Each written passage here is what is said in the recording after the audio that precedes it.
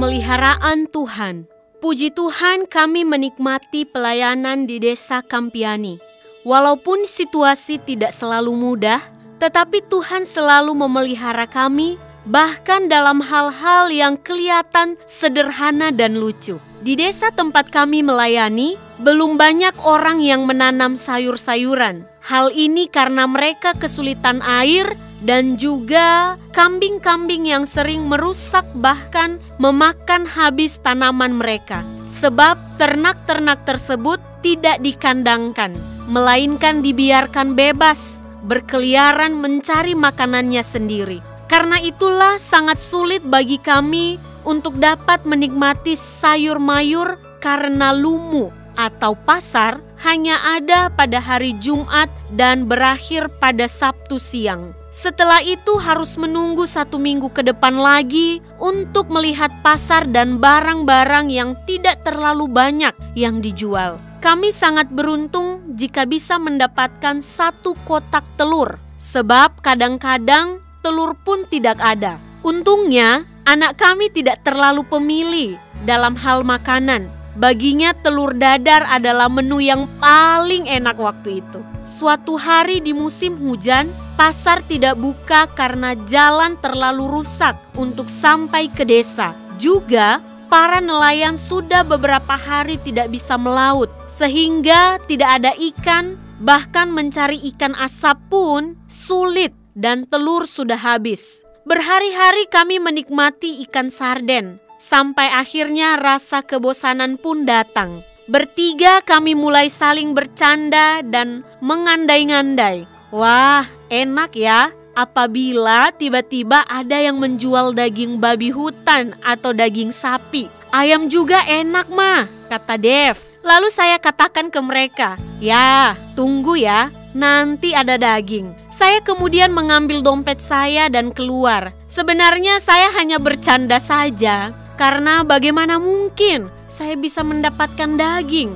Saya hanya akan pergi ke warung untuk membeli sarden lagi. Tapi tiba-tiba di pinggir jalan menuju ke warung, saya melihat seekor biawak yang sangat besar sekali. Saya mencoba mendekatinya dan dia tidak lari. Tapi saya terlalu takut untuk menangkapnya sendirian. Akhirnya saya kembali ke rumah dan memanggil Dorgis dan Dev. Jika kalian mau makan daging, ikut mama sekarang. Ada daging yang enak.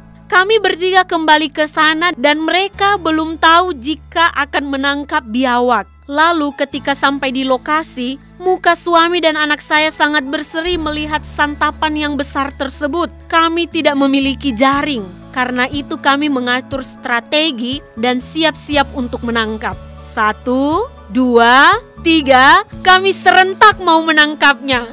Tetapi biawak tersebut luput dan melarikan diri. Kami mengejar, namun dia lebih cepat masuk ke dalam hutan dan menghilang. Akhirnya kami harus pulang dengan hanya membawa sarden lagi. Menjelang sore, seorang anak datang dengan sebuah ember hitam di tangannya. Tante, apakah tante mau membeli ini? Katanya sambil menunjuk ke dalam embernya. Betapa kagetnya saya ketika melihat isi ember tersebut. Ternyata udang-udang segar yang sangat besar. Rupanya di pagi hari mereka pergi menangkap ikan dan baru sore hari mereka pulang. Silakan jika tante mau membelinya, katanya lagi. Tentu saja saya tidak menolak. Saya belum pernah memakan udang dengan ukuran sebesar itu. Apalagi kami pun sudah mulai bosan dengan sarden. Hari itu Tuhan puaskan kami dengan makan malam yang sangat lezat. Dan bahkan masih ada sisa untuk hari esok. Kami hanya bisa bersyukur memuji Tuhan.